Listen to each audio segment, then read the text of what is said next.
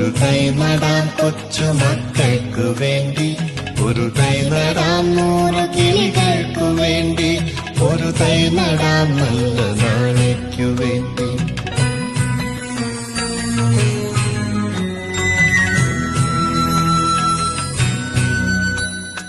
ഇത് പ്രാണവായുവിനായി നടുന്നു, ഇത് മഴയ്ക്കായി തൊഴുതു നടുന്നു.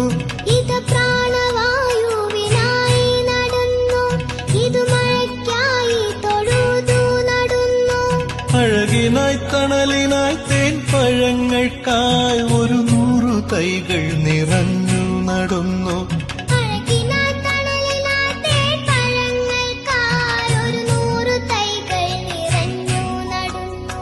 അഴകിനായി തണലിനായി തേൻ പഴങ്ങൾക്കായി ഒരു 100 തൈകൾ